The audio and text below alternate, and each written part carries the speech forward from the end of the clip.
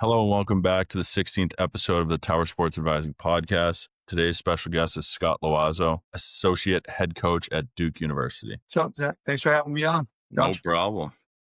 It's great to have you on. I feel like I haven't talked to you in God knows how long. Yeah, I'm still mad about that ball. You hit like 800 feet in snow. So, I needed some time off from that.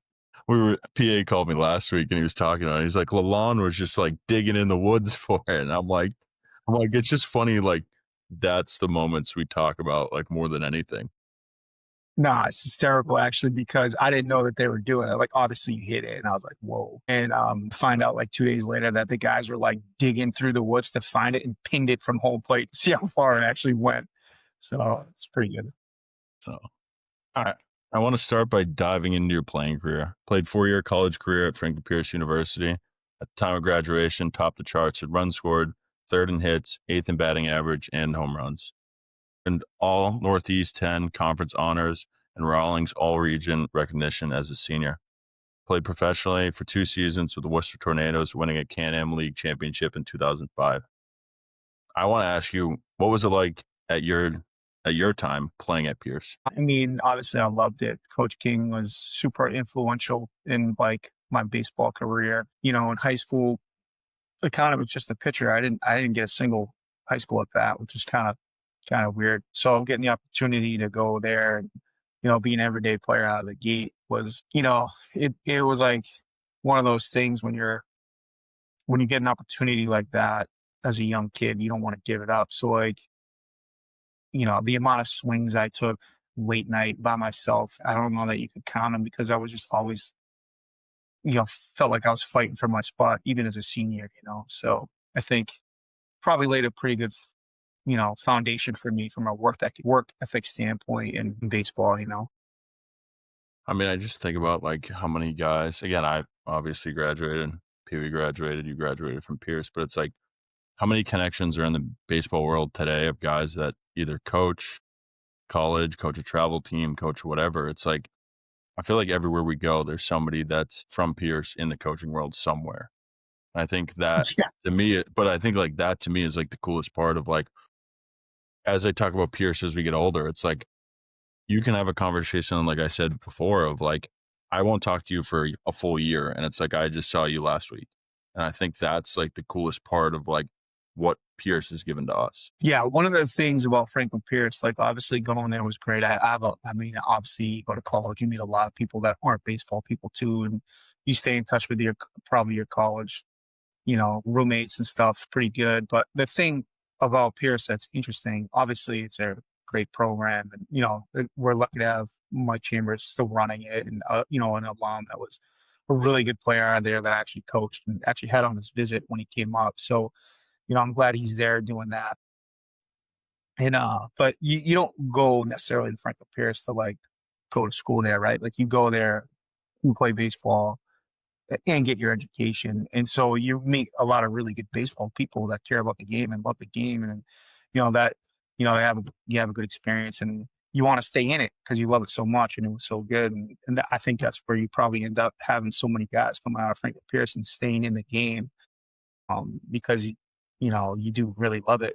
I mean, you got was it Pizza Haven, and that's about it. I lived above that when I transferred in. Yeah, so like you gotta love baseball, and so that's probably a big piece of that puzzle. All right, diving into question number 2 is, how did it feel to win a Can-Am League championship in your first pro season, and how did it influence your perspective on baseball? Man, that's a good question. So the cool thing about that experience, just in general, just being real, like I didn't like try to play on that team to like play baseball. Like I had no, grand vision of like playing after the Can-Am League. Like my whole goal was I was young. I don't know, 24, 25. I hadn't played baseball in 3 years. Like I coached at Frank Pierce. I was coaching Holy Cross, and I was, what? It was a team in Worcester. I grew up in Worcester. I was like, I knew that they needed to have 2 rookies on the team. So I was like, I just need to be one of the 2 better rookies or 5 rookies or something like, and Getty was coaching, and Ojeda was coaching, Smitty was coaching, and I ended up, Shank who's now at SNHU, the head coach of SNHU, who I played with at Franklin Pierce. He was going to play on the team. He had just recently been released from the A's, and Matt Eagle, who played at Pierce, who was from the Charlton area. He got drafted by the Cardinals. He had recently, so those guys were going to play. So I was like, oh man, I got 2 college teammates there, and like my main goal, honestly, was to go there and just sit next to Getty and Ojeda and learn as much as I could about baseball, just in general, be around, those types of guys. And then obviously those types of players to see how they went about their business. And I was trying to generally use that experience, honestly, to make me a better coach. I wasn't necessarily, it was great. I obviously got to play again and like kind of, go around and be in a clubhouse. And someone actually, we stay in touch. We still have a group chat from that team. That's pretty cool. It was a lot of fun. We had a lot of good players. I actually had an apartment in Worcester at the time on Shrewsbury Street. So I think part of the reason why we were probably so good was because we had a really tight team, enjoy ourselves. So that was really cool. But honestly, I did it to try to be a better coach and, be around some of those guys that have played for so long at the highest level. It was pretty neat. I mean, we grew Yeah, up I in think, Auburn, so we yeah, grew the up cool, right above there. yeah, What's up? We grew up in Auburn, so we grew up right above Holy Cross. yeah, Yeah. 2 minutes Yeah. down We the road. lived at the top of the hill. Yeah, that's sick. So growing up, obviously I went to St. Peter Marion, right? And the reason I went to St. Peter Marion, my sister went to South, I went to St. Peter's because I was a hockey guy out of high school. I played hockey and baseball, and you couldn't play hockey at South. They didn't have a team. So I figured out a way to get into St. Peter's, went there, figured that out financially. And so I played hockey at Holy Cross, all the time. So I was on that campus, growing up all the time. And my sister ended up going there too. Yeah, I think the cool thing is talking about Pierce. Obviously, we're all alum, and I just think different times. Like I just graduated there 3-4 years ago, right? And I just think nothing's really changed. I think everybody, like you said, still tight knit guys. They leave, they still talk to their buddies, and I feel like what you just described is you talk to your teammates that you played with. Granted, they're still in the baseball world, but they're still your friends, right? And you went to war with them for 4 years. They moved on, you moved on. People are bigger, better things, but you still take that time and look back and go, hey, we were still boys, right? We played, we grinded on that field together. And I just think I like to tell these athletes that the connections you make over the 4 years when you're in college are going to be pretty substantial ones. I know I still talk to 4 kids that were in my class that were best friends, right? And I think it's great for kids to understand that these are your boys and that once you graduate college, you're going to have some friends for a lifetime. Yeah, the amount of time we spend together, it's just so much, you know what I mean? Like really, honestly, too, a really cool time in your life, you know what I mean? And a good age to kind of, do that. Yep. I mean, we all stay in touch and try to see each other at least once a year. Awesome. Moving on to the next question is looking back, how did your experiences as a player, collegiate and pro, shape the coach you become today? That's a good question. I think, one of the biggest things, and I say this to some of the guys now that I'm coaching, right? Like it was so much easier for me as a player. Like there was just so much less information, right? Like you could keep it so simple. I think it was easier to keep your head clear and just, I'll probably focus more on competing, right? Like as opposed to like swing and mechanics and, whether it's delivery or, swing mechanics. It wasn't a thing. Like I remember sitting down at Coach King's office and like to get video, we'd have to bring a true video camera to the field. And then he put a VCR in the tape in the thing and he'd like watch your swing one time before individuals. And you'd go, oh, that's cool. So other than like a coach is saying, hey, just hit everything up the middle on the line, me being like, okay, that sounds good to me. And just trying to do that every time. I mean, it was just so much easier, I think, as a player back then to keep things simple. I think it's, and that I still think that resonates now as a player in terms of development. I think it's really easy to get, super, in the weeds and make baseball, which is already a very hard game, a lot harder. So I think probably some of that, maybe old school mentality with, being able to now interpret the data that we have and use that in a way that's not going to cloud guys up or freeze them up mentally. I think. But if I wasn't sure which way to go, I would always kind of pick towards like how I played and try to keep it as simple as possible and have an external cue. And try to execute on the highest level, compete at a higher level, as opposed to like really kind of break the game down and on the most granular level possible, and then try to figure out how to compete at that. Like, I think it's a harder thing to do. It's probably being able to play in that framework, and also, coach in that framework at the beginning, and recruit in that framework at the beginning, where like you didn't have all these things and you really had to trust your eyes. I think is really probably in some capacities given me an edge as a little bit of an older coach, because I don't need to lean on data to know what a good player looks like, or what it should look like, or where this player could actually get to based on, where he is right now. So I think that that's probably an important piece, is still trusting my gut and still trusting my eyes, and not getting so heavy into the data that I, as a coach, get bogged down either. I think my favorite quote that I've heard like lately is, obviously I had John Friday, who coached with you and I played with. Yeah. What he said is, he described kind of the culture at Pierce. It was like fall ball was harder than actually playing in our season. Like what he meant, what he meant by that is like you weeded yourself out by fall ball, and it's like it was more competitive playing against your own teammates than it was playing against another team, because it was like you're gonna pick who the starting 9 are.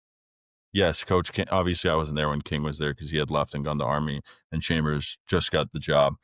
But it was like, and I'm sure you can attest to this, but it was that fall when I got there, it was like, all right, you're going to figure out on your own who the 9 are. And every kid's going to look at each other and be like, these 9 deserve to play. And then obviously with the DH, but you did it on your own. And I think, again, watching the kids that you guys, especially with how many guys you just brought in, you've been there 3 weeks or however long you've been at Duke now, it's like, the kids you're signing, and like I've looked at a bunch of those kids, but it's those kids are what you would have brought to SNU, or what you would have brought to Pierce. Now it's just at a level up. And I think your coaching philosophy has worked you've been a head coach since 2008, right? But it's like you know what you're doing, and you're going to trust your gut to understand, like, I want to put these kids in a position to compete in the fall, and then see who wants to play in the spring. Yeah, I mean that's a big piece of it, right? Is like, you kind of, tell teams at the beginning of the year, like, look, my job is to put the team together, to give you guys a good plan. It's your job to get on, as a player, to get on the field and to execute the plan. It's really, if you break it down to as simple as it can, it's really what it is. Like, the coaches write the lineup up, but that's not totally true. I mean, the players do on an everyday basis. They're the guys that are figuring out who's going to play and how that's going to work and what that looks like. And ultimately, our job is to make sure we put a good team together, we have the right pieces, and then have a good plan so that the guys can get better. And there's trust involved between the player and the coach, and the team and the coaches. And then when you can kind of get to that level, then you have a chance to have a good team. It as the least complicated version. That's it. Obviously, there's more to it than that, but it's really what you're trying to do. All right, I want to dive into your coaching career, so everyone strap in for this, because this is going to be a long one. All right. Began coaching career as assistant at Franklin Pierce for 3 seasons and 1 season at Holy Cross. Franklin Pierce won the NCAA Northeast region titles and advanced to the D2 World Series during your time there. Also, you were the assistant hockey coach, which I found out was pretty cool. Well, actually, my first head coaching job was actually that was the head hockey coach at Franklin Pierce. That's awesome. That was my first head job. My first college win was as a hockey coach. That's sick. It's ridiculous, actually, if you think about it. Look where you are now. It worked out, right? Yeah, it did. All right. Spent 2007 summer as an assistant coach for the Brewster Whitecaps in the Cape Cod League. Head coach at SNU from 2008 to 2023. 6th ever head coach in SNU baseball history. Briefly left to serve as recruiting coordinator at the University of Oklahoma for 2015 season before returning to SNU. Over 14 seasons, amassed a record of 480, 209, and 2 with a 696 winning percentage. Led SNU to 11 consecutive NCAA tournament appearances, including 8 regional finals and 5 Division II College World Series berths. Multiple 40-plus win seasons, including a standout 50-win campaign in 2016. Accolades include 6-time Northeast 10 Coach of the Year, EWA East Region Coach of the Year, 5-time ABCA East Region Coach of the Year, 6-time NEIBA East Region Coach of the Year, mentored 20 All-Americans, 118 All-Conference players, and guided 12 MLB draft picks, plus undrafted signees. The 2023 team wrapped up with a 44-13 record, a 23-1 conference slate, an East Regional title, a Super Regional, and a College World Series appearance. SNHU set a program record with a 24-win streak in 2023, longest active streak in the nation at the time. Joined Penn State University in July 2023 as associate head coach for the 23-24 season. Helped lead Penn State to its first winning season since 2016. That's pretty cool. Joined the University of Dayton as the head coach on June 4th of 24. In your lone season, the Flyers posted 27 wins and set a program record with home runs in a season with 78. Qualified for the Atlantic 10 Championship with 14 league wins. Recently announced as the associate head coach at Duke University. Holy Toledo, that's a lot. Whole lot of winning just happened You know right what's there. crazy is, I joke sometimes with like my wife. It's like, I've been in a college dugout since I was 17. I hadn't never left. Like I started coaching. So I went to college. I was 17, started playing, and then the year after I graduated, I helped out Coach King.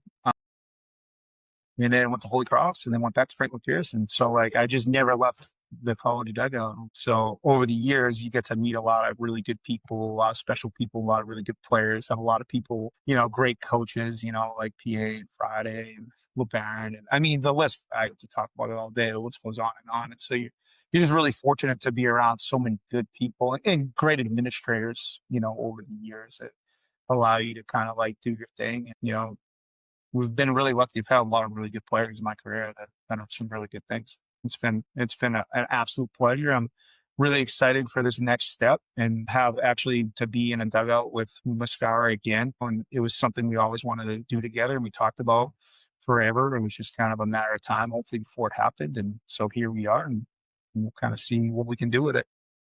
That's awesome. All right, first question I got is, what were the keys to building SNHU into a national D2 powerhouse over 14 years? Man, obviously hard work, that goes without saying. I think the best thing for me was being at Franklin Pierce as a player, we weren't good, right? Like my freshman year, the team wasn't good. It was Coach King's first year. Obviously, you don't go to college. I'm never getting to college. I'm getting a high school at bat and then play shortstop every day. I mean, team's not that good if that's what's going on, So, I mean, it speaks for itself. So, watching him kind of build that. And so by my senior year, we're pretty good. And then the next year, went to College World Series, when I was helping out. So it took him, 4 years to get to that level. And it was a little different then. It was only four regional teams, right? That's how the regional works. So it was a little harder to get there, I think. And when you were there, probably a little easier to win it, but whatever. And it slowly got bigger. But watching him build it and how he did it, and then understanding how hard he had to work at practice and how hard he had to work, and he worked tirelessly to make us better.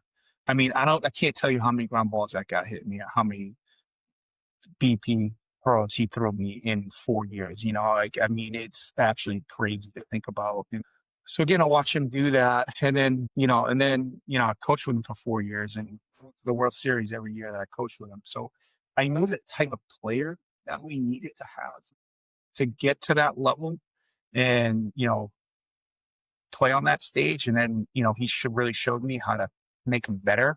And so, I really just went to SNHU and said, okay, if I'm the goal wasn't to get good. The goal was to beat Franklin Pierce, right? That was the only way I was going to get to the World Series. So I had to bring in players or make players. I had to bring in quote unquote Franklin Pierce level players. And so that was the goal. I just tried to bring in guys that I thought he'd bring in. And so I tried to drive the price up on him a bunch on guys that we find out who he was recruiting and just start calling him so I can, and I'll never forget the first one I finally got on him. I finally beat him. It might take me 3-4 years to finally beat him on through Manny Cruz, shortstop. I know Manny very well. Yeah, he was the first guy I finally got over him. And he ended up getting drafted out of high school and I got drafted out of SNHU. I mean, that was it. I mean, obviously, the baseball piece, you have to work really hard at it. You got to get good kids, all that. Really, I just tried to take what I thought he would do and then do it there. Yeah. I think going off of that is like, I try to explain to people like what a Pierce SNU game was like. And again, that was either King or Chambers coaching, and obviously you at SNU, but it was like, that was like our like World Series. Like, I feel like didn't matter if you made the D2 World Series or not. Like, and again, when I played at Pierce, we played on Wednesdays. Played Yeah, I know. 3 Wednesdays in a row, and Yeah, so everyone in the conference was upset because we didn't have to play you in a 3-game set, and our 2, 3, and 4 could throw on the weekend. yeah, I was going to say the conference should have been psyched because we just saved our ace for the midweek, so no one in the conference saw our ace ever. You know, and It you'd just- face the same guy 3 times. Yeah. Oh yeah. Powers every single time. You know, Powers and Walking Shot for like Yeah. 2 straight years, 3 straight years. It's like, hey, go at these guys. Like, good luck. Yeah, those were really good games. They were tough games, really tough games, competitive games. Always came down to the last out. Never felt comfortable ever, no matter how it was. Those are a lot of fun. Those are a lot of fun. Yeah, I happened to get it was my first collegiate at bat. It was at your guys' place, and it was walking shot coming back from Tommy John. Wasn't the most comfortable at bat to receive for my first at bat, but No, that it year, was definitely something.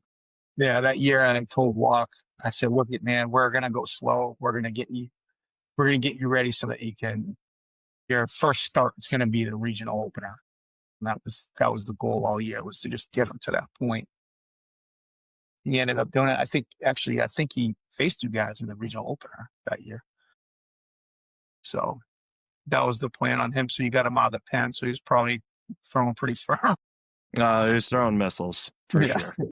Funny, my first Pierce SNU at bat was against Persons in the fall at your place. You kill him? No, it was 3-2. He threw a nasty 2-seam that ran inside, like it had broke 6 inches. Ended up like behind me, and dugouts were going at it. I'm like, this is a fall ball game, guys. Like, and I'm the third batter of the game. Like this is what this is like. And it was just like, it was just crazy because it was like, all right, we're playing in the fall. This isn't even like a legitimate game. And No, this it is wasn't what even it's like. real. Do you remember? You played with Azuna, right? Do you remember that the 2 games he had at Stewart hit like 6 homers? Yeah.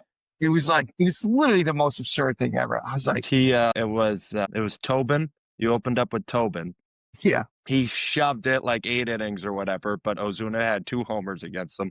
I think Tobin gave up 3 hits. Ozuna had 2 of them. And then I think you brought Pramel in the next day, because I think it was that weird season where it was 9-7-7-9, and you threw your 2 guys on the 7s, obviously, to shorten the game. And you brought Pramel back, and he hit 2 homers off of Pramel. And everybody's just like, what is going on? And it's just Pramel's getting everybody else out. Everybody's probably like 0 for 30 on the series, but then it's Ozuna, just homer, Literally. bat flip off the dugout, homer. Not even like a single cheapie. Like, I mean, we're talking every single one. So I said to myself at the end of that weekend, I said, this kid, he's not getting a single fastball the rest of the year. If we play in the regional, I'm not throwing this in not one fastball. I don't care. I'll walk. I don't. And so I didn't throw him when we played in the regional. I didn't throw him a single fastball. We might have played twice. I don't know, but he got interchanged the entire. If it was 8 at bats, he didn't see a single heater in 8 at bats. I was like, I'm not letting him do that again. All right, dive into the next question. Is what did you take from your time at SNU into your current coaching career at the Division I? Right. You know, the biggest thing I think is, for me, that honestly is just, you win and lose baseball games the same way. It's no different. Like, whether you're in the big leagues or you're at SNU or you're in high school, you know, if you don't play a good game to catch, you don't compete, you don't throw strikes on the mound, then it's going to be hard to win. You know, like, at the end of the day, the free 90s matter. Making mistakes, good teams are going to take advantage of you. So just making sure, you know, trying to stay the course. You know, I was always pitching defense oriented as a head coach, and I always wanted to make sure we were really good on those 2 sides of the baseball. And for me, really, none of that's changed. You know, I still think that those are the 2 most important things you're going to do if you're going to give yourself a chance to really win at the end of the year. I think that's right. That's what it's all about. That's what you talk about with your teams is, all right, guys, like, if we could have a good season, but if we want to win at the end, we're going to have to throw it over the plate. We're going to have to hold runners. We're going to have to make the plays. because good teams are going to take advantage of mistakes. Last question I have about coaching is, how has your coaching philosophy evolved across various levels, or if it has at all? Honestly, like I talked about earlier, I don't think that like my core foundation as a coach has changed, honestly, not one bit. If anything, I've simplified it. But one of the things that I do think in the last 3 years that has been really good for me is understanding the data way more, and then like trying to really figure out how I want to use that. And I think, I got to continue to do that, right? Like I got to keep evolving a little bit with the game. But I think that's probably been like the biggest change or adjustment for me. It's just really, you know, digging in on that stuff and, um, you know, figuring out a way to make sure that I'm getting the players everything that they need on that end without really making it too much. So I that's like was my biggest challenge. We had Tommy Hughes on the last podcast, and he was like talking about transfers and stuff, and he was obviously we included a little bit about data and how we touched on it, but it was like the big thing for data was when guys are right-handed and left-handed pitchers in the portal, let's say, and he was like the really the only thing we need is your TrackMan numbers for like certain spin rates and all these different things. But he's like, for hitters, like I'm gonna go out there and just pretty much do the eye test on these kids. Like I know what can play here and I know what's gonna work for us. And I think that was a cool piece that he shared.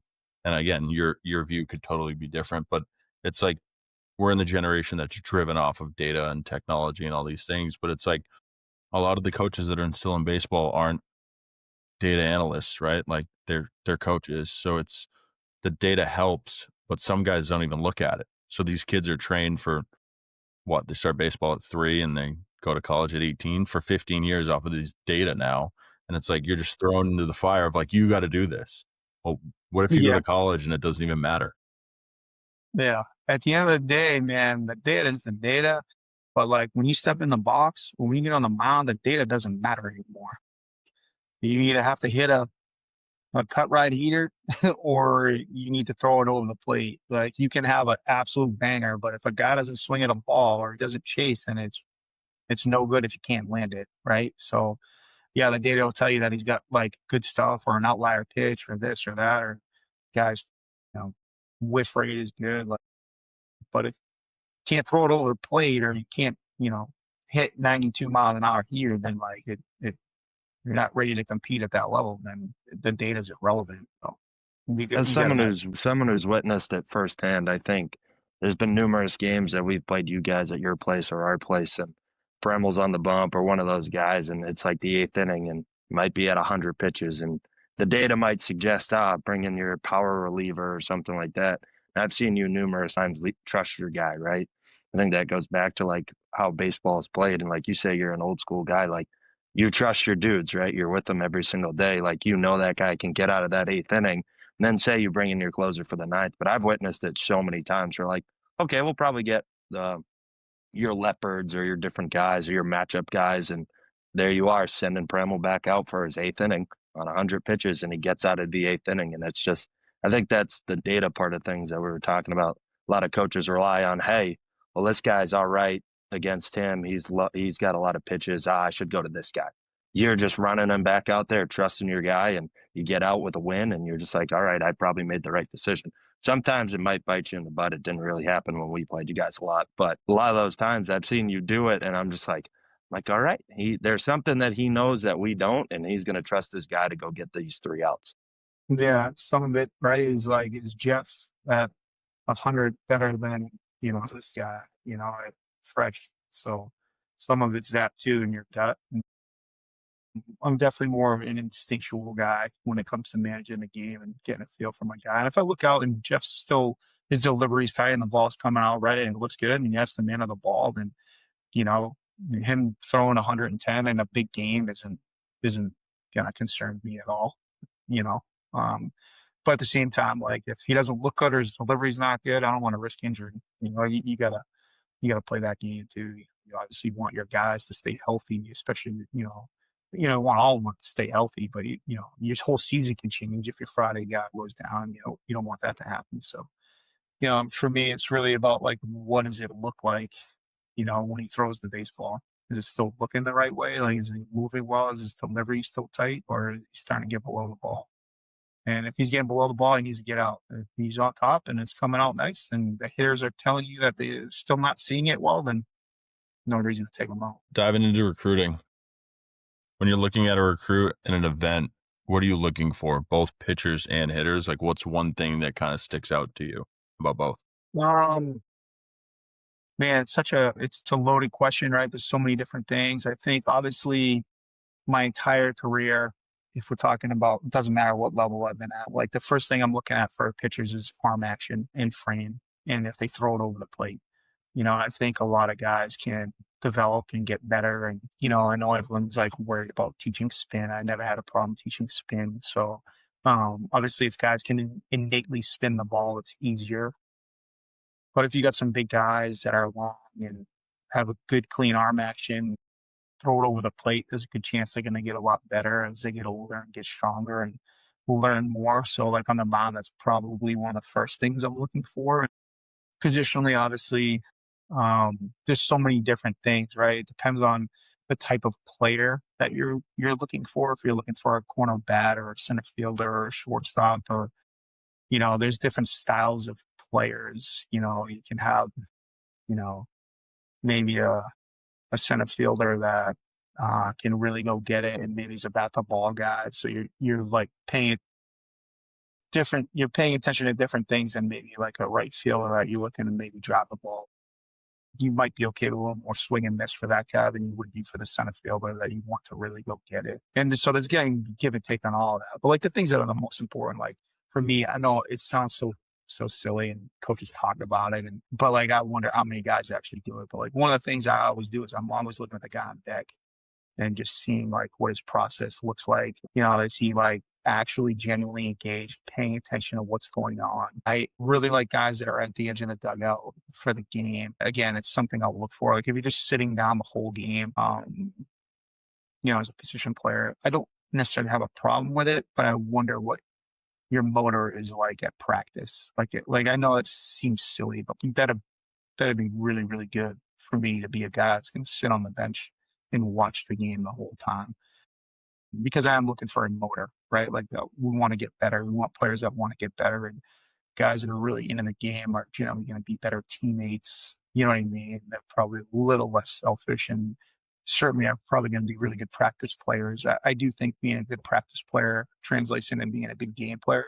So I'm looking for some of those traits out of a player just watching. Like one thing that I do too, that I'm sure everyone else does, but like I really, when a guy hits the ball, I really watch the way that he runs to first base.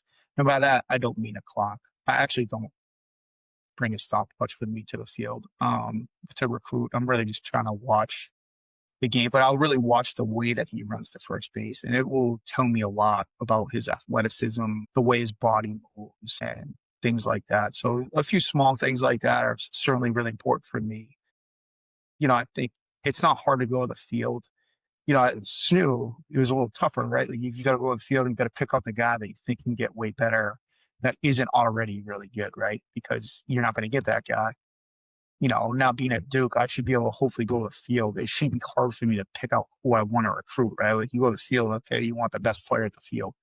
Like that's not a hard thing to do to evaluate. So you got to kind of have your style of what you're looking for to find out like who might fit like my style and Coach Mascara's style, who are going to be, probably more grinder type mentality, blue collar guys that love baseball, that like really have motors, because, we're two guys that are going to be at the field. We're going to love being at the field. And we're going to want guys that want that too. Pierce mentality. I feel like it's just like, yeah, for sure. Like a cool part. And some people don't know this. Some guys that you played with, I played with, whatever. Like I think about it this way. If you look at your dugout and our dugout when we played each other, how many guys sat down in a 7-inning or 9-inning game? Yeah, not you for could that barely game. even get the starting pitcher to sit down in between innings. That was it. Yeah, it'd be tough to get him to do that. Yeah, but it's like that energy that you can bring to the field, and it's like that's why those games are so competitive. Yeah, sure, the trash talk and whatever, because it meant more to us than anything, right? But at the end of the day, it was like the energy that was in that field you couldn't match. Like I don't think there was Division I games in the Northeast that would match games when we played on a Wednesday. No, When I no played chance. Division I, so it was like, and it wasn't even close. No, I mean, we had very, very good teams with your best guys pitching in that game. You know, it was like you went to the pen, you didn't see anyone any easier. The guy at the pen was throwing 93 with a banger too. So You got it you didn't got get easier as the who game went looks on. like he's 12 feet tall on the mound, throwing 90 Yeah, plus, right? Like, and that guy's coming out of yeah, the pen and then screaming yeah, from the left center field, is screaming from the bullpen during the game. yeah, Like, he's just exactly. the high energy guys that just like, it just made the game more fun to be in. Yeah, absolutely. So we're looking for those types of guys, and so I'm going to the field and I'm trying to find those characteristics in people, you know. And then when you talk to them on the phone, you're like trying to get a read. Like, you know, I talked to a kid last night for like 45 minutes, and quite frankly, we didn't even talk about baseball. We didn't talk about Duke. I was just trying to get a feel for who this kid is and what he's all about, and just trying to learn more about him as an individual, right? Like, is he going to be a guy that you can hang out with every day, right? Like, we spend so much time together. Like, you know, we don't want to recruit kids we can't hang out with. I mean, that's not, how's that going to work? You know, like, we spend too much time together. So, you know, and obviously you're not going to have a 35-man roster with the same person, you know, but you do want to have guys that like you can get along with. Cause right, the only way to really get better, like player development is such a buzzword to me. Like, it's like whatever, like guys talk about player development. Like, all right, I mean, we're all trying to make players better. Like, I just think it's like a buzzword. It all starts with trust. Like, it all starts there. Like, if the players don't trust you, and you don't trust the player, like, there's no real development there. You know what I mean? Like, yeah, guys might be able to build bat speed or whatever if you have a plan, but like, how are you actually going to go from being a pretty good player to being the best version of yourself? Like, you're not going to do that without true trust. That's all in relationship. That's not in like baseball stuff. I think it's important to like have characteristics that you can relate to with people. You don't have to be the same person, but certainly want to have similar characteristics. We were talking to Tommy on Tuesday or whatever. I asked him the question because like everybody looks at the PBR and the perfect game rankings and all this stuff, and they assume the best players are the best players. And when I asked Tommy, I was like, majority of the time, are you guys recruiting the best player or the guy that's going to fit your program? And like what you just said, like you're trying to build relationships. If you get those kids for 4 years, you want to be able to hang out with them because you're with them 98% of the time, besides when they're in class or they're hanging out on the weekends, right? And I think the kids really don't understand the process of, if a coach can't trust you, he's not going to really want to help you get better or want to put you in on game days. And characteristics and traits go just as far as your playability on the field. And you realize that through phone calls and talking to people, if they shake your hand the right way, if they're eye contact, things like that. So those little things that we always hop on do matter when you're in the recruiting process. Big time. Like, right. Like, it all comes down to that. Like you said, like, we're going to spend a lot of time together. You know what I mean? Like, you want to be able to enjoy your time. It's supposed to be fun, guys. Like, this is supposed to be fun. Like, you should have fun going to the field. If you're not having fun going to the field, you're not in the right environment for yourself. Like, you need to find a different environment, you know, like, now that has nothing to do with playing time. You know what I mean? Like, I don't, when people are like bailing out of schools because they're not playing, I don't necessarily think that that's great for anybody. Now, if the environment is one that's just not healthy for you, that's different, you know, but like, I think, you know, if you're enjoying going to the field, I think guys need to like stick it out a little bit more and like find their way on the field. You know, if it's just miserable to go to the field, then that's something different. But, you know, if you can have a really healthy environment, and enjoy going to the field with each other, and baseball should be fun and you should get better and you're gonna have a great experience, whether you play or not, you know, like that should be the main thing. It's just like, are you growing? Are you getting better in all facets, right? What's your best advice to a high school athlete trying to play college baseball today? Lift and keep playing other sports. You know, I think that's probably the, you know, really quickly off the top of my head. Like, I think guys that play multiple sports, they are coached generally differently throughout the course of the year, right? Like, they'll have different coaches, more coaches. They have more teammates. They have to interact with more teammates in a different way. Some Some games require a little bit more communication, this, that, whatever. Like there's just different, you learn how to compete. You're competing year round as opposed to training. Like I think those guys stay healthier. I think your body gets trained to withstand some different things. I also think that there's no burnout there.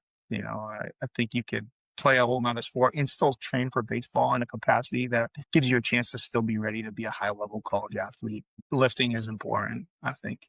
You look around. I mean, I can't believe the size of some of these 2027s. It's insane, actually. I think These it's just kids how are, mainstream it is now compared to when you first of all when you played and like even when I played, like yes, you lifted as a team, but it wasn't like it is now. And I feel like a key point of kind of what you just said is like the multi-sport athletes. Like the kids that aren't multi-sport athletes, there's nothing wrong with it. But like they need something else to do. And that's how these yeah. kids get trapped in the weight room. Not, they don't get trapped, like that's their development. Yeah, no, But that's a good point. That's a good point. Like, right, like they're looking for something else. So, I mean, the amount these guys are so far advanced from where I mean, these guys know about rest, recovery. I mean, hydration. Like, I mean, this is stuff we talked about when I was 16 years old. I had no idea. I was like, I got hockey practice. I want to go swing. I want to play. And then you hung out with your boys because like I didn't have a cell phone. You know what I mean? Like you just kind of like you went and met people where they're going to be. And so I think for me it was a lot easier. But these guys coming up now, if they could just make sure that they're physically strong and as athletic as possible and compete as much as they can. Like when you get to a college program, like there's so much room for development. Look at the guys that are the most athletic and move well and really know how to compete, they jump faster, in my opinion, than the guys that have been doing it for 4 straight years. Like, how much better can he get fast? So he can absolutely get better, without a doubt. You know what I mean? But, he's been working like a college baseball player already for 4 years and get these other guys. And it's like, boom, they're like, whoa, well, yeah, I didn't know that. Okay, here we go. And they can take jumps a little quicker, I think. I think the raw athlete has become like less common now too, of like a guy that hasn't been in the gym and hasn't been doing these things. And it's Yeah. coaches say it all the time, but it's like I'll take the guy that's raw and I can teach him to be the athlete I want him to be. And I'm not saying that has to be how recruiting and your journey is, but like those guys end up being the better guys because they've never been taught anything. It's pure ability. And now Yeah. They just bring them. you get them into your reins and it's like, all right, now I can do what I want with them. Because essentially that's what you're doing, right? And I say this all the time to recruits, you're buying the coaching staff. You're not buying the gear, you're not buying the school, you're not buying their weight room, whatever it is, right? But like if you can't mesh well with the coaching staff, first of all, they're the ones that believe in you to give you a chance to play at that school. And then second of all, like, yes, you're going to go to a high academic school, right? Like that's the benefit of being an athlete. But you can't stay there if you can't mesh with that coaching staff. And I think Yeah. kids get lost in that part of like, if you want a coach that's a competitor, go find one. Don't just go to the school because you like the school. Yeah. And again, I have no problem with guys that are just baseball players. It's not like I'm not actively recruiting those guys. Of course I am. You know what I mean? But I just think guys give up other sports, I feel like, really quickly. I don't think there's any problem with doing it. Back in the day, if you were in your shoes right now at Duke, like if they said, "Hey, you're not playing football your senior year and you're on a full scholarship," like you can't say no then. But like, You're gonna do it. right, The you're other gonna do advice it. But the now other it's like, go play football. Like they're not going to tell you no. and the other advice I'd give kids is do well in school. And if you want to go to Duke, take APs. Well, I grades. would I I would feel like grades make matter more than anything now. Yeah, I think that's right. Like every high school kid wants options, and not doing well in school will limit options. So make sure you're doing well in school. Probably one of the most important things you can do for yourself. Next question is, how has the transfer portal changed your recruiting strategy for high school athletes? So for me, and I know Coach would start here, but like for me, like when I was the head coach of Dayton last year, my plan was to do what I did at Snow. I was just going to bring in my high school guys, trust them to develop, get them better, get them out there, and then fill pieces with the transfer portal. I wasn't going to be a transfer portal heavy coach. It's not necessarily my style. It's not what I've done in my career. I played the youngest team in the country at Dayton this past year. I mean, we have just freshmen or like redshirt freshmen everywhere. It was crazy how young we were. But I was feeling really good about, coming into this year, these guys who learned how to compete. They knew what it looked like. They all had a crazy amount of experience. So I think in Duke, one of the things that'll be really exciting here is that I think that has to be our model, right? Because it's Duke, first of all. Like, we're not going to be a transfer portal heavy school / program. So you're going to be really, kind of like how, what our process would be. Like, really want the high school kids, get them in here, get them better, hopefully get them moving on to professional baseball. And, just kind of fill a couple pieces here and there, probably with some grad students. So really kind of be the plan. But the transfer portal has made this in the process right now, has really made this hard on the high school kid. I mean, you as a high school athlete right now, a baseball player going to universities at the highest level, you really need to be aware of and do your homework and make sure that, freshmen are, sticking with the team. How many years are they sticking with the team? Are guys getting opportunities, things like that? Because baseball has become an older players game for sure with the transfer portal. I get it. I totally get it. I have no problem with anybody hitting the portal. You know what I mean? I mean, everything is so, I guess you would say, transactional now in college baseball that I do understand it. I just, that's not why I got into coaching. Like, it's actually not like I didn't get into coaching saying, oh, I want to go win, every game of the season. And, obviously I'm driven to win a national championship. You know what I mean? Like, I'd be lying if I didn't say that was important to me. But I didn't get into coaching thinking like that. I really had a great experience with Coach King. He helped me a lot. I actually genuinely really love baseball.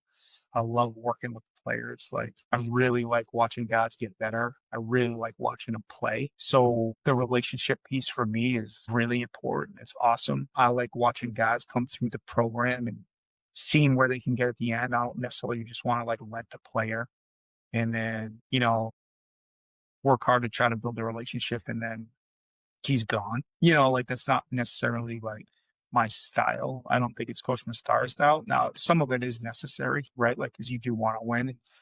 Really, there's pressure to make sure that you're doing a good job and you're getting results. But in general, I think it's important. That relationship piece is super important. I think that also goes back to winning. If you don't have the absolute best players on the field, I still think with a team that trusts the coaching staff and trusts each other as players can still win at a super clip. You just crushed all of my questions for coaching philosophy, by the way.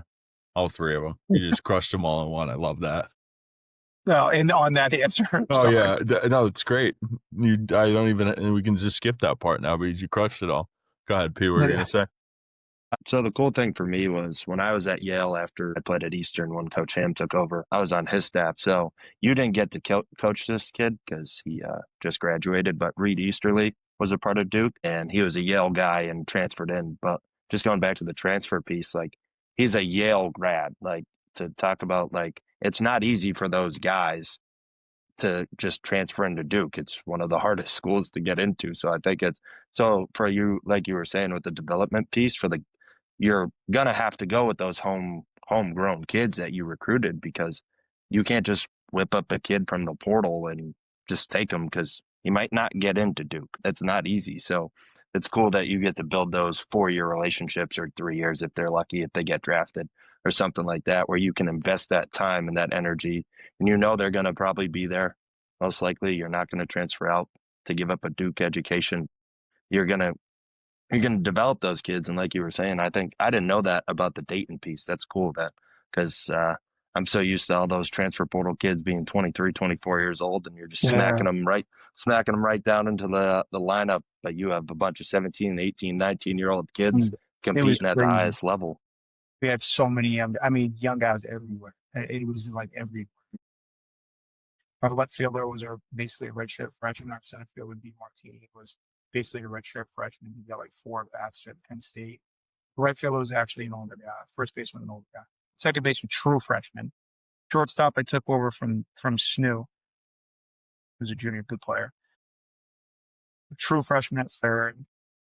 Redshirt freshman and a freshman behind the plate. And then we had uh, every pitcher that pitched basically the last 6 weeks of the season outside of our Friday guy and Saturday guy were freshmen. Every guy. That's like unheard of. Yeah, it was just crazy. It was crazy. Right? Unheard You of. guys were so tired at the end of the year. I mean, we were like fluttering to the finish line. We were like, all right, guys, but it would have paid off. You know what I mean? Like we had a lot of guys that had really good seasons and get a ton of experience and were great kids and were coming together. And we had added a couple nice pieces right in the portal. Like I was going to get like 3 or 4 guys, one position player and like 3 arms. And I was feeling really good about my squad, you know, and everybody would have known each other. And it's just not the way it worked out. But I was able to bring 4 guys with me to Duke. I brought Aiden Zorn, who actually came with me from Penn State to Dayton. So we've been traveling the country together. Mike DiMartini, same thing, like from Penn State to Dayton, now to Duke. And then Ben Dean, a right-hander from New Hampshire, who I actually recruited at SNHU, told me to beat it, obviously, and went to Dayton. And then left-hander Bennett LaPalme, a really nice bullpen piece. So those 4 guys came down, and I coached the kid, Bobby Marsh, at Penn State for a year. He graduated and transferred to Miami this past year, and I had another year left, so he's coming over too. So I'll at least have coached 5 of the guys that are on the current team right now. So that's kind of neat. You know what I mean? Like at least I got some of my guys. That's cool too, that multiple transfer guys that trust you each stop of the way. Clearly it tells you know what you're doing, right? Yeah, I don't know if that's what it tells me, but we're traveling the country together. We're seeing it all. I think it's cool though, because back in our day, right, that would never happen.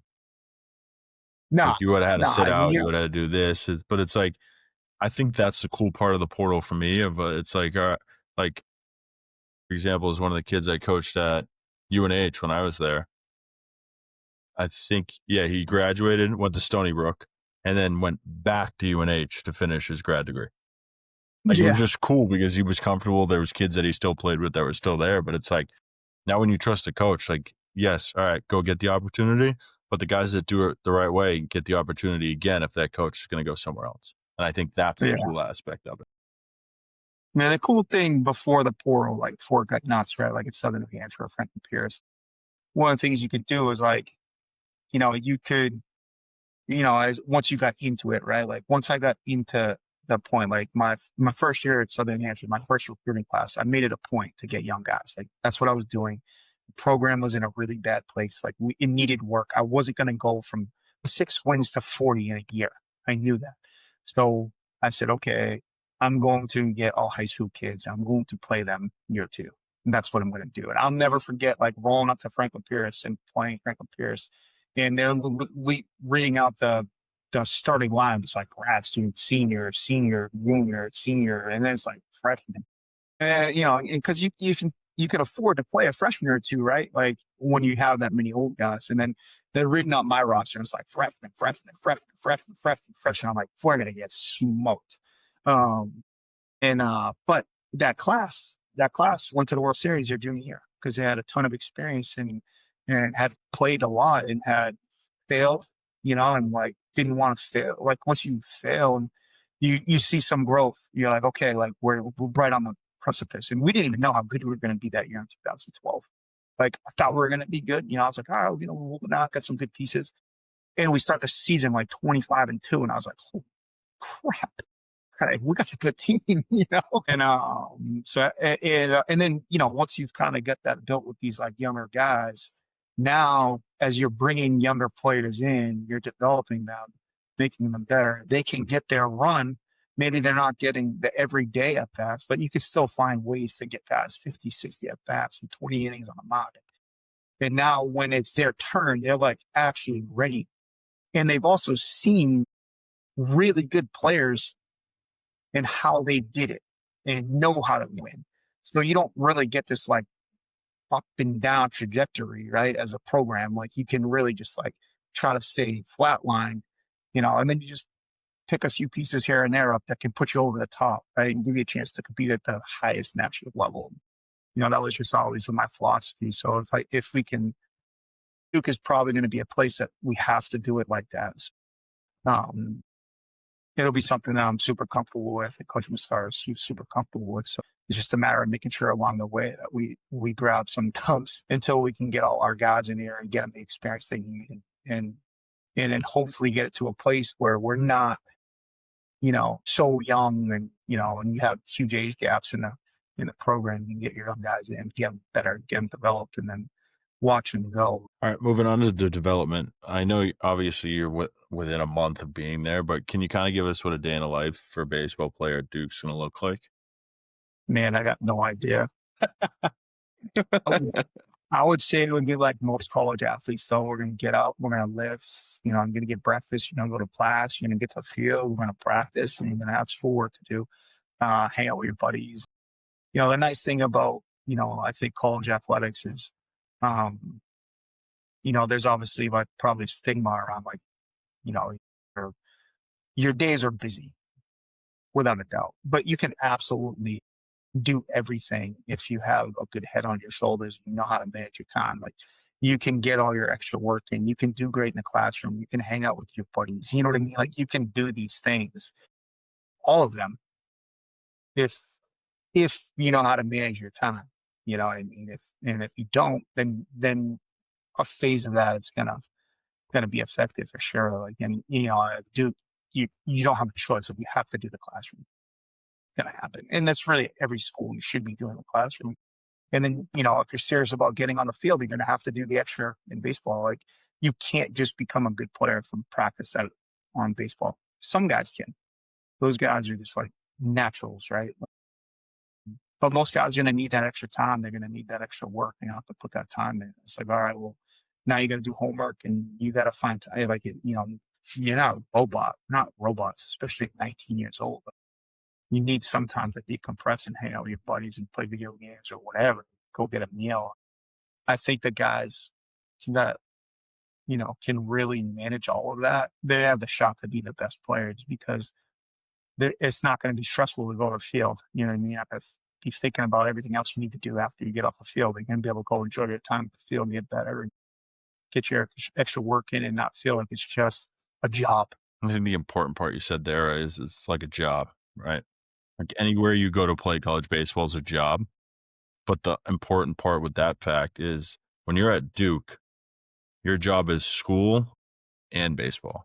So it's like a double job. Yeah. Well, the nice thing about Duke is like the resources here we have are incredible. And to get in, like, you're kind of vetted. You know what I mean? Like, you're already really good students. So like, it's really important to you already. So these guys that are going to come to Duke, there should be no reason for any of them to struggle in the classroom. It's just something that they need to care about, like, at a high level, and they need to do it. And we have more resources than you could have imagined for these guys to make sure that they're completely great on both sides of it, academic and baseball wise. Yeah, and it's like you said, you're not just recruiting some guy that's all baseball, no brains, right? You got to get into the school, Yep. and it's hard enough as is. So it's probably like a 4 or 5% acceptance rate or something, just off the top of your head. But you're competing with some of the best, right? And I'm assuming it's not the easiest of admissions process, where you kind of have to not only do it on the baseball field, but if you don't do it in classroom, like you said, with the APs, if your transcripts don't line up, you're not even a thought process. Yeah. Can't for you. So. All right. Next question. Are you guys pro summer ball for development at Duke? Again, I think for me, like, the more these guys can play, the better.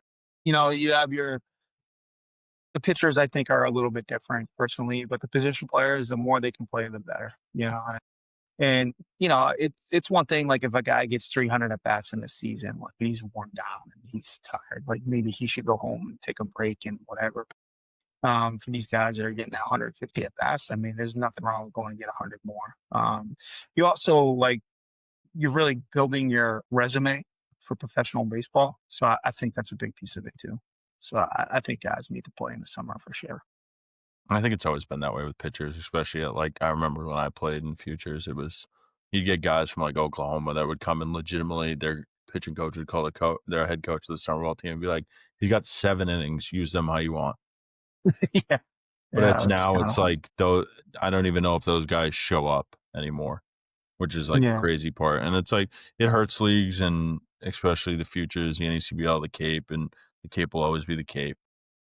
I think has given so much more opportunity to the D2, D3 guys, and even the JUCO guys. Back in our day, like you were fighting for Division One guys to even play in the Futures League.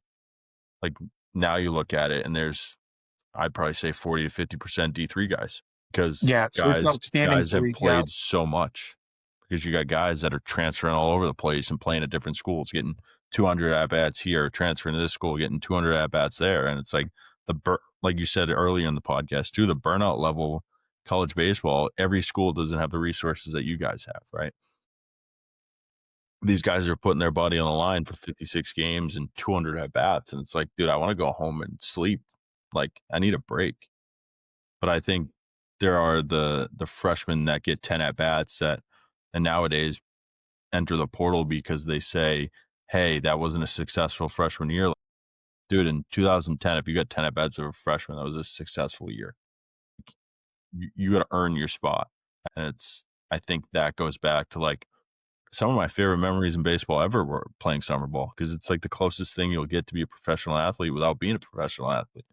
You're playing it every day. Yep. Yeah. Yeah. If guys use, like I had a player, Brendan O'Brien, one of the first commitments I ever got, like probably like, my first recruiting class at Southern New Hampshire, center fielder from East Bridgewater, still the best center fielder I've ever coached. Like true center fielder, like unbelievable. Like when he dove, the ball went in his glove. Like if he dove, he was catching it. It didn't matter what. He was insane. He got hurt. He like had a stress fracture in his back, and his freshman year, this is no joke. He might have hit 220, right? And this is when we played with the Wood. He had like 50. He led the league in walks and Ks. So he might have had 150 at bats, and 100 of them, the ball didn't get put in play. You know, and I'm telling you, every at bat was like a full count. I said, "Oh, be like, if we start winning our full counts, you're going to be an elite player." And he got hurt and he had a red shirt. And so he just watched. He came to practice every day. It was early and just watched. And he came back and was just he ended up being one of the best players. He might be the all-time hits leader still at SNHU. I don't know. Could really run, like stole 100 bases in 2 years and probably hit like 360 back-to-back years. Ended up walking more than he K'd eventually, But like his freshman year, he literally, I'm telling you, he 2/3 of his at bats, the ball didn't go in play. It was like, I've never seen anything like it. And so if players can take advantage of those opportunities, like as a young player to learn, like Friday, or like you said, to be in the dugout, like what are you doing in the dugout? What are you actually doing? Like if it's not your turn, like are you just there, or are you actively engaged in learning, in seeing, and like who are you spending your time with in the dugout? Like I love the guys that just stand next to the coaches and are just like the freshmen. Like if I can give any freshman advice, like just get as close as you can to the coaches in the dugout, like, you know what I mean? And just hear the conversations, hear what's going on, what's important, and learn. Or stand next to a senior that's really got their act together. Maybe there's a senior that's injured. He's going to be out for a little bit. Like, go sit next to that guy in the dugout and like actively engage in what you're doing and learn and pay attention to why a guy's good, why a guy's bad. How does a really good player act when he fails? You know, those things all matter, you know? Yeah, I think it's going. Can I just chime in real quick? Yeah, go I think ahead. it goes back to like your recruiting side of things, like you were talking about, where when you're talking on these phone calls or in person stuff like that, you don't really know what a kid's like when life hits him, right? Adversity hits or something like that. You don't know if he's the kid who just throws the balls in and go, Coach, I don't think baseball is for me, or like you said with your center fielder, he just was locked in every single day because he wanted to get better. And I think that's why with the recruiting piece of things of just building connections and being who you are, coaches can get a better understanding that, hey, if this kid gets hurt or he doesn't get his playing time, I'm not going to have to worry about him being a pain in my butt when I'm trying to go out here and win some games or something like that. So I think it's I think it's a big point for kids in the recruiting process to be not only a good person, but to understand that it's okay to ask questions, and it's okay to be attached to the hips of people, because people like to say he's coach's pet, or he's just sucking up to people. There's people that actually actively want to get better, and I think you realize that later on in their career after you recruit them and they go through the process. Yeah, the current state of baseball, it's hard not to be selfish with the way everything is. You know what I mean? Everybody's chasing the bigger, better deal, chasing money. You know, you can find those kids that are selfless. Hold on to 'em. My next question was, is there a stand-up player that you helped in your coaching career that really sticks with you? Is that OB? I mean, yeah, a million, you know what I mean? I mean, Yeah. a lot of these guys have done more for me than I've done for them.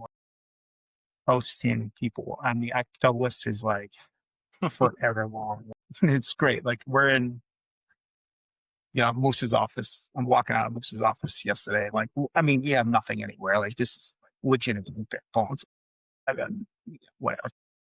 But for some reason, he's got one thing hung up, and it's like all the baseball cards of all the guys that he's had drafted. And it's just like one thing. And I'm looking through, and the two of the Stu guys are on it, right? Like this kid Junior Mendez, this kid Garrett Jewell, and Jewell is a really interesting story. Like Garrett Jewell, my first ever recruit at Southern New Hampshire. I'm at like a senior all-star game in New Hampshire, and this kid's at third base, and he's just like literally just throwing the ball across the diamond in between innings. I was like, damn, who's that kid? He looks good.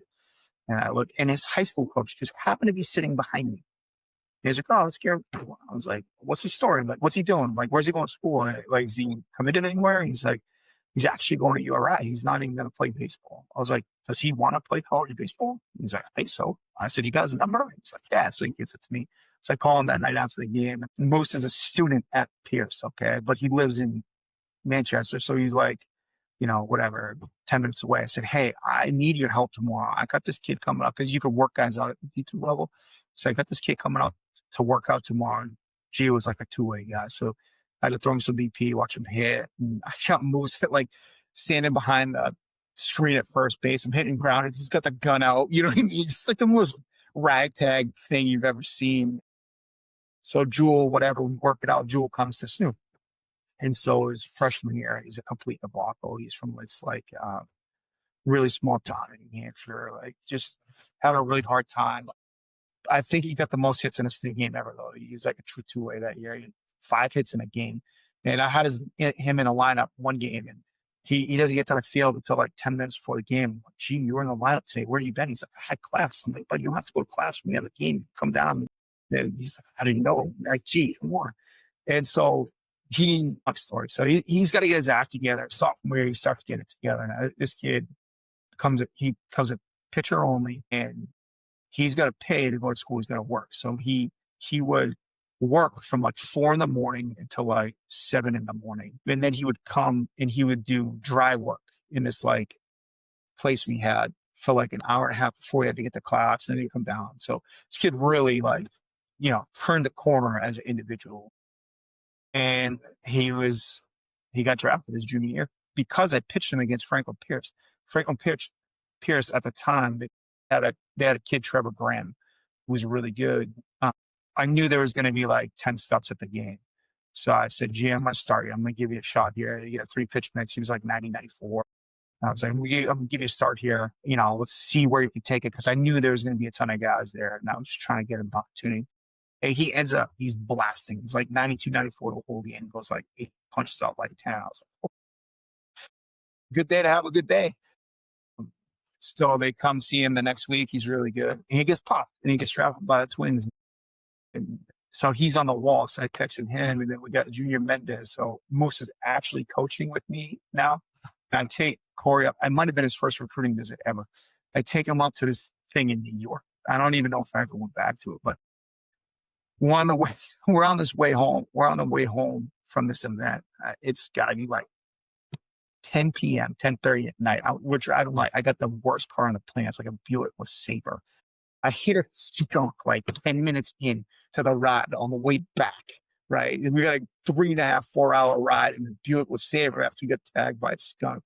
And we're going through and we're calling all the kids that were like at the event. We called Junior. And I've given Junior a hard time last night. Junior made me recruit him for like 7 months. And back then you could only call a kid once a week, right? And so every Tuesday I'd call Junior. I'd be like, Junior, you just commit already. What are we doing?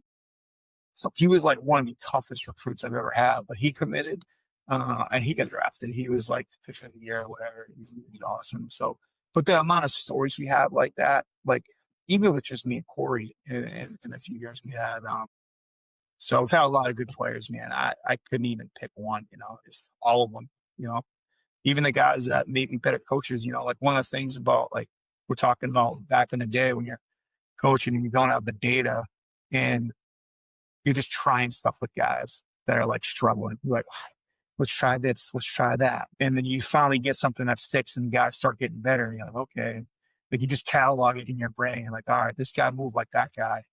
And now I remember. So now I can make adjustments with players that feel like faster because I've coached so many and failed with so many, right? Yeah. You're only as good as the guys you're coaching. I couldn't pick one guy. I mean, the list is forever long, forever long. Yeah, it's just gonna keep getting bigger too. Yeah, I hope so. You know what I mean? Moving on into camps. Do you guys host camps throughout the year? How important are they if you want to attend Duke? Yeah, you're right. Like at any school, like I think, the thing about camp that's important, like especially for our coaching staff and the style of people we are, like you're going to get a real good feel for us and who we are. And then we get to get a really good chance to, and a feel for who you are. Like as a player too, like, right. Like, you're going to ask some guys to make some adjustments or you get to really work on things or you get to specifically do something with a guy that you want to see. Where when you just go watch a game, that's not necessarily something you get to do. So you can kind of get an idea of like, all right, like this kid can get way better. Or like, all right, like he's not a fast learner type of thing. I think for the kids, it's great because they're gonna get a good feel for the coaching staff. Hopefully it should be able to find out if we're authentic or not. In that setting. I think camps are important now. And I know Pee had said it before, but it's like around here we kind of moved into like the team camp aspect where you bring like 8 teams on, they play like 3 or 4 games in a weekend. I think those are great, but I also think with camps too being said is especially like I think of the Pierce camps back in the day, and it's like I try to explain this to kids, like you got a paper graded of like whatever coach was coaching at the time would literally tell you what they thought you could play. And it was like hard evidence of like, all right, if you're a D3 guy in their eyes, how do I get to be a D2 guy? But I also think camps are great because now you're on that solo island and you're in front of the coaching staff. So what are you going to do differently, or what are you going to be the best that you can be at to be in front of them to show them you can play? Yeah. I think that's Yeah. the value in camps. Yeah. I think that, there's a lot of value in it. There's so much, I mean, I can't tell you how many guys I recruited out of my SNU camps that went to SNU. And then, at Dayton, I had a bunch. In the 1 year I was there, I probably committed 4 kids out of my camp. I had like 4 of them, and I'm sure we will do that here. And, what it does too is it can put a younger guy on the mat and really get a feel for him and start to build a relationship with the coaching staff as a young player before you're actually recruitable. Like it gives the coaching staff a chance to kind of be ahead of the curve with that. Like right now, I'm calling a bunch of guys I don't know. That's why I'll talk to a kid for 45 minutes about just like who he is. But you start coming to camp and coming to a few camps, and you're like, you get a really good feel for who that kid is. Awesome. I got 2 more questions for you. First one is, when your players look back on their time with you, what do you hope they say about you and how you impacted their career and / life? I mean, I just hope they know I care about more than that. And more than anything, that's it. Like as long as my guys know I care about them, I don't need anything else. So every one of them too, like even the guys that maybe, didn't get necessarily what they wanted out of their playing time, or guys that maybe it did work out with. Like back in the day, not a lot of guys transferred from SNU. I was really lucky at Dayton. We lost one guy before I left. Only one guy transferred. I think, just making sure that the guys know I care about them. I'll do anything I can to help them, like whatever that, in any facet too, whatever it is. That's all I really care about. And then the last question is what are you guys currently looking for in a 26 class, if anything? And what are you looking for 20? So 26 class, we'd probably take one more catcher, maybe one more arm, maybe. In a 27 class, I mean, it's really like, everything. We need some middles, an outfielder, a couple two ways, definitely a catcher, probably like 5, 6 arms. Like we're gonna live in the like the 10 to 12 range of class. That's about it. We're not gonna really go that. Again, it's gonna be really catered to the high school athlete. I think Duke right now should have a good niche with the younger guys because it's going to be real opportunity for these kids at Duke. It's not going to be 20 high school kids and then 15 transfers. You're not going to have a 35-person class. It's going to be, you know, really nice. I think these young players that are looking at Duke right now, hopefully they genuinely understand like what type of opportunity they actually get at Duke. I mean, that 10 to 12 right there is like a normal recruiting class for high school kids, like back not even that long ago. Yeah, back in the day. Right. But like that's what kids don't understand. And I think the important value of what you just said is one, you're trusting the high school kids, but like kids don't understand like what I just asked you of like, I want some middle guys, I want a catcher, maybe a couple right-handed pitchers. Like if your dream school is Duke and you're a first baseman and they don't need one in that class, like you might be the best first baseman in the country, but if they don't need one, they're not going to kick somebody out of their program just to bring you in. I know the guys that are respected aren't going to do that, but the hardest part in recruiting that I find today when having conversations with parents and coaches about kids is if a college coach tells me they don't need a shortstop, you can't go there. And I think that's the hardest translation to get to a kid and a parent is the fact of like, all right, that's my dream school. I want to go there, whatever school it is, but they don't need a shortstop. So what are you going to do to go find a school that's better fit for you? Yeah. Yeah, it's hard. I mean, there's so many really good players that you want to recruit, and you just can't. You just can't do it. Everyone wants the Tennessee 6 shortstops to play all 4 positions in the infield. Like you want your best player playing or your best player position wise playing all 4 spots. I mean, that was cool to watch back in the day too, because that wasn't that long ago. That was what, 3 years ago? They had 4 shortstops playing the infield. Just different times. Pee, we got anything Yeah. else or no? Yeah. Are you with the ever growing thing called social media? You use it a lot for recruiting. I know a lot of people tend to use it, but are you still more hands on? I got to see this guy, need to see what he does, things like that. Or can you get a good understanding of what a player's like off of video from Instagram or social media or Twitter, something like that? Yeah, I'm like the old head on the staff. I use it, but I could probably do a better job at that. But I got good young guys here that are really good at that sort of thing.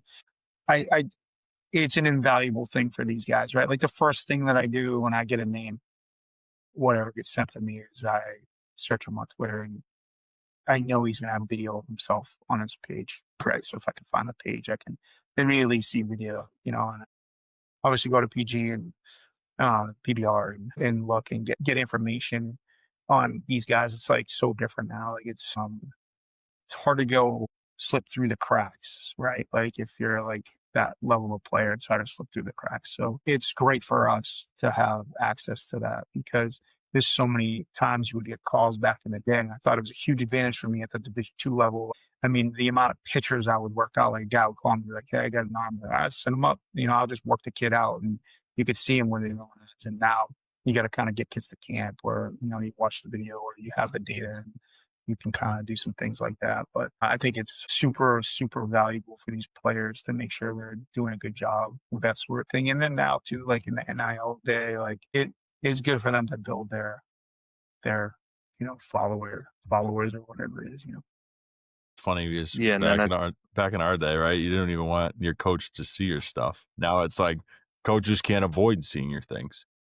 Yeah, But like no, just yeah, that alone is how much it's changed, right? yeah, it's a lot different.